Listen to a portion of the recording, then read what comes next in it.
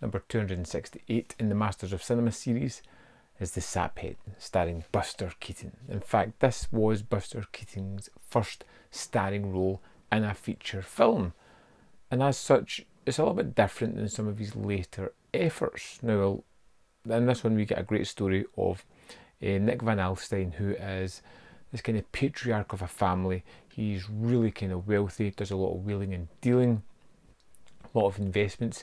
He has a daughter, Rose, who's married to Mark. Mark works for Nick but isn't great.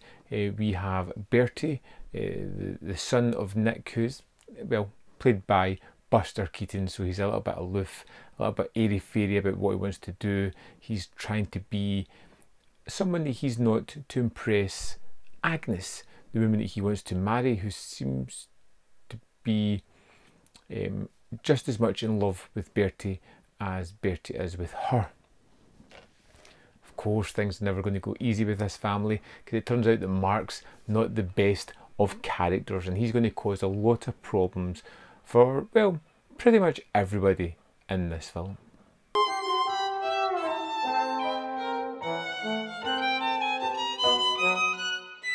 And with it being a Buster Keaton film, you're expecting a lot of the antics, the extravagant acrobatics that you see from him, and you don't get as much of that. And it's not as big a letdown as I thought, because I was really kind of invested in the story. I found that it moved along at a great speed, and it gave me some really interesting set pieces, things that I was fully invested in.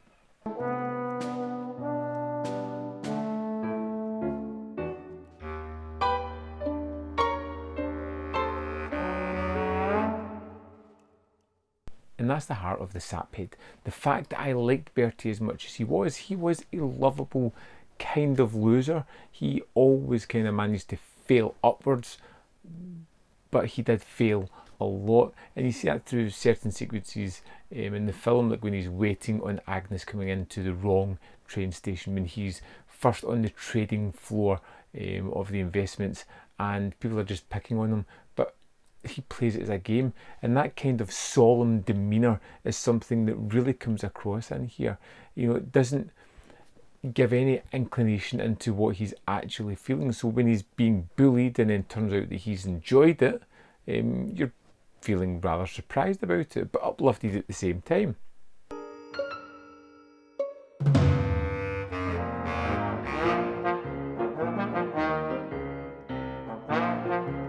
And you're constantly waiting on the antagonist to fail, to fall down, to be rumbled in his antics, and it creates that kind of antagonist that you're really wanting the hero to rally against, even though he at one moment holds the evidence in his hands and, well, you know, I won't say what he does with it, but it was kind of like, come on, don't do that, do the right thing, save the day.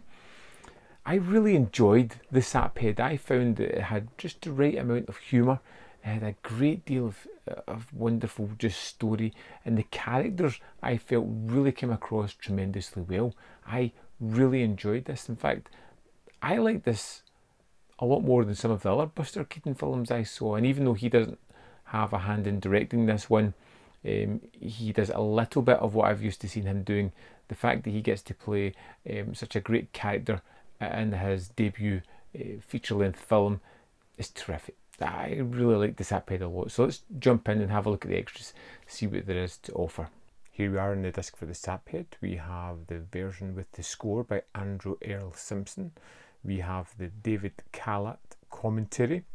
We have the Saphead alternate version. And to figure out what the differences are, we have a pair of Sapheads, which is 7 minutes, 29 minutes long, and talks about the two differing films, which is really kind of interesting how they had these two versions, which is the same film but just alternate takes of each sequence.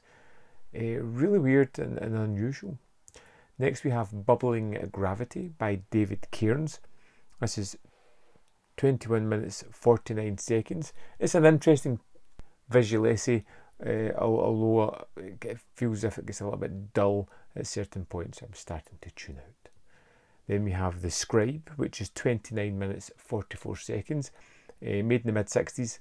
It has Buster Keaton showing the sort of issues that you could have on building sites or various things about, and it's really kind of weird because it's colour, there are some voice moments in it, there is sound, it just feels a little bit odd.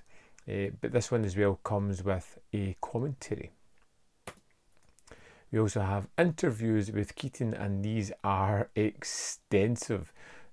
Just look at the running times here, over 2 hours of interviews with Keaton himself. It's a fairly stacked disc.